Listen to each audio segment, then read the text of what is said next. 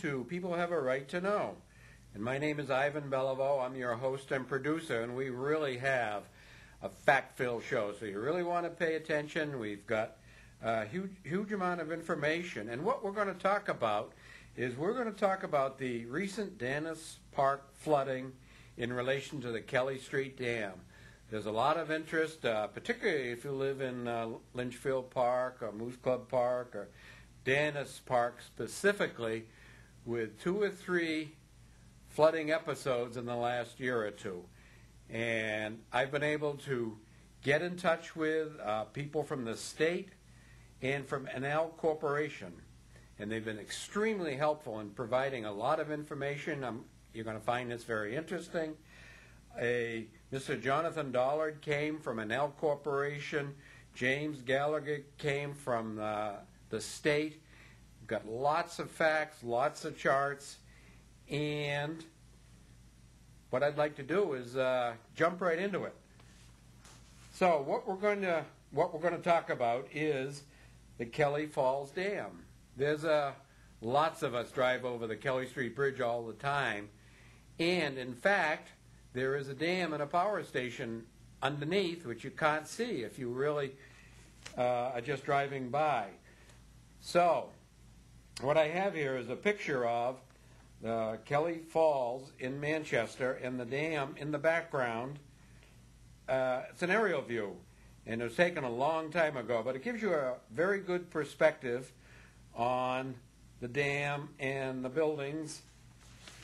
And the second shot shows the Kelley Street Bridge, again taken a long time ago. Not all the buildings exist, but it just puts in perspective what we're going to talk about, so you have an idea of what happens, because this bridge is downstream of Goffstown and Glen Lake, and the Dennis Park area is right along the river. So when there's flooding, the dam obviously has an impact, and this is what we're going to get into. It's going to be a fact-fill hour. I've got another shot, aerial view, showing the dam in good weather, normal situations. A lot of you have seen the trestle in the background. You're probably very familiar with that. The kids diving off it, another subject. And there's a little closer view. The fourth graphic here literally is a close-up of the bridge under normal low water or medium water conditions. And you'll notice across the top there's some boards. But we're going to get into this in detail. Don't worry right now.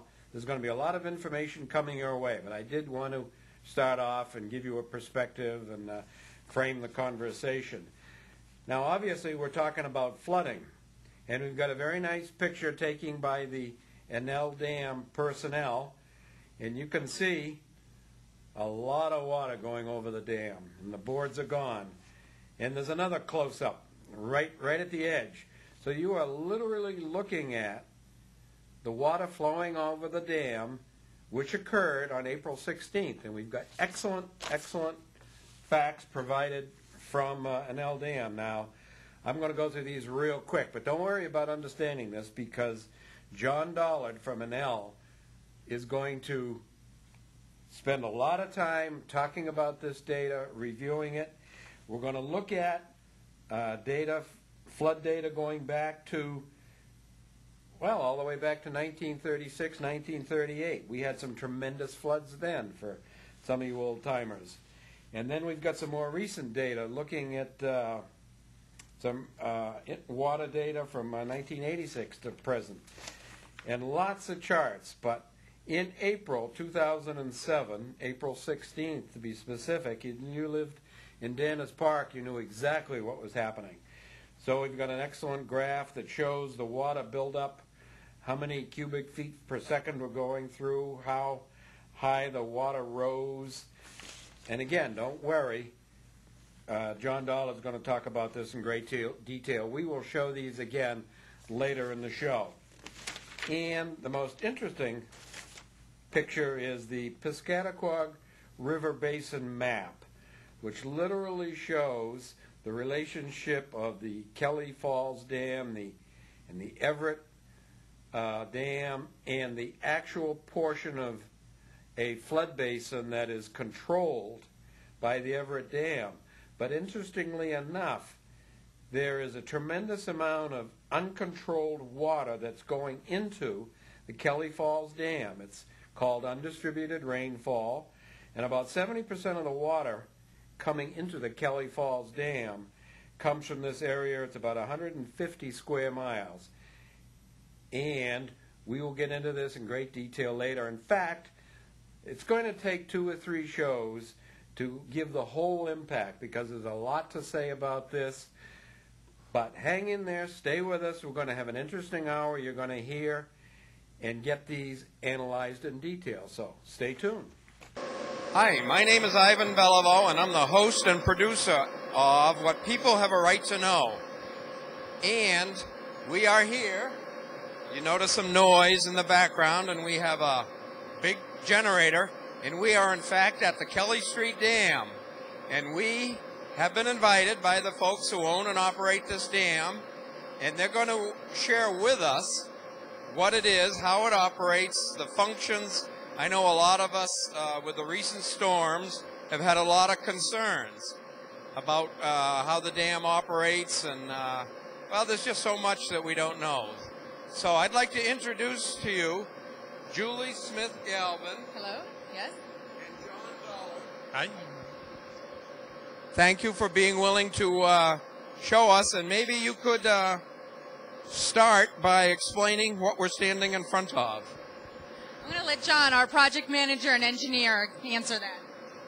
Okay, we're standing in front of the generating unit at Kelley Falls that has about 450 kilowatts. It's a small size generator, and essentially it's a turbine that is moving as a result of falling water. The water comes from the dam through a penstock to this location and spins that runner, which spins the shaft and eventually moves the generator up above, which is what you're looking at right here, and produces about 400 kilowatts, 450 kilowatts. Well, that's pretty great. And so you're in the business of producing electricity. Absolutely. We produce electricity from various sources of renewable energy, primarily hydropower. In North America, we also have some wind power and geothermal and biomass as well. Really, the heart of our company is hydropower. Our company is Enel North America. We own Consolidated Hydro New Hampshire, which actually owns the Kelley Street Dam. And here we make enough power for about 260 households, more or less, every year. 260 households. Yep. Okay. No pollution, no carbon dioxide, no global warming. Absolutely. There's no carbon dioxide. Actually, this project probably takes off the street about 100, 115, or offsets about as much CO2 as 115 cars might emit. I just also wanted to mention that just a couple of weeks ago, the governor of New Hampshire signed into law a renewable portfolio standard to try to increase the clean power in New Hampshire, and this project's going to form part of that. So it's really consistent with, I think, what New Hampshire is doing. Okay, thank you. Well, while we're inside, and very shortly we'll go outside, get away from some of the noise, you can perhaps give us some history of your company, some history of the dam. We'll take some shots looking up on the water. But while we're inside, could you maybe give us some of the highlights?